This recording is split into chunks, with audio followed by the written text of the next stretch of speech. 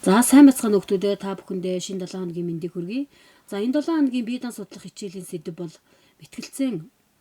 За мэтгэлцээний онцлог төрлийн талаар байгаа. За мэдээж хичээлийн зорилго нь одоо асуудлыг олон талаас нь харж үзэл бодлоо эргээр илэрхийлэх гэсэн одоо зорилгын дор өнөөдрийн хичээлийг судлана. За өнөөдрийн хичээлийн одоо бүтэц бол мэтгэлцээний түүх гэж юу юм? Мэтгэлцэн гэж юу вэ? Мэтгэлцээнд баримтлах зарчим нь юу юм? Мэтгэлцээний ач холбогдол юу юм?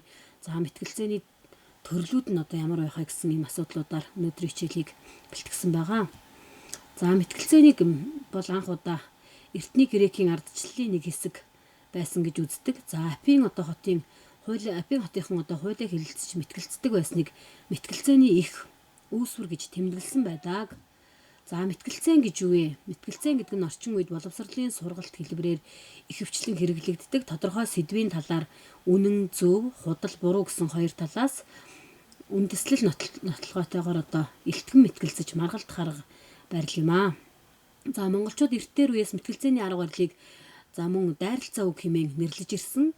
Мэтгэлцээ нь тодорхой дүрмтэй байдгаараа хэлэлцүүлгээс ялгарах бөгөөд илүү ялах тэмцэлдэх шинжтэй байдаг.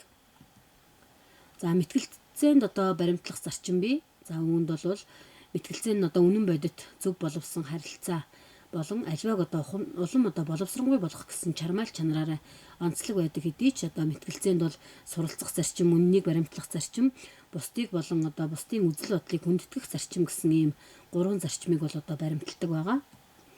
За мэтгэлцээний ач холбогдол мэтгэлцээнд суралцсны дараа одоо хувь хүнд дараах чадварууд эзэмшдэг.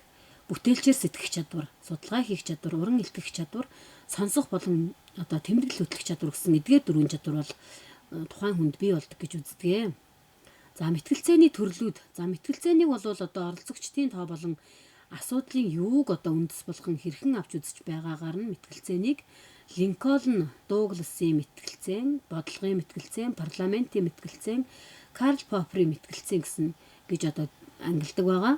За энд бол мэтгэлцээний төрөл бүрийн онцлог нь харагдаж байна. Сурагчид та бүхэн маань дэвтэртээ тэмдэглэж аваарай. За ижил болон ялгаатай талыг ажиглаарай. За бүгдээрээ хэлэлцвэл буруугүй гэсэн одоо сайхан зөвөрөг байдаг байгаа. За одоо мэтгэлцээнд бол одоо тодруулах асуудал дээр нотлогч тал, шүүгч тал, няцаагч тал гэсэн ийм гурван одоо байр суурьны үүднээс асуудлыг хэлэлцдэг байгаа. За сэдвийн талаар судалгаа хийж материал цуглуулна хүүхдүүдээ.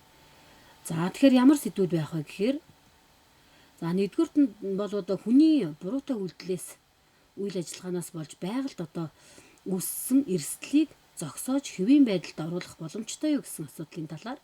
За хоёрт нь бол амьтад хүнтэй яг адил эрх эдлэх ёстой юу? За гуравт нь бол гэрийн даалгавар өгөх нь хэрэгтэй юу гэсэн ийм гурван одоо асуудлын талаар сурагчид та бүхэн маань материал мэдээлэл цуглуулаарай. За анхаарал хандуулсан та бүхэндээ баярлалаа.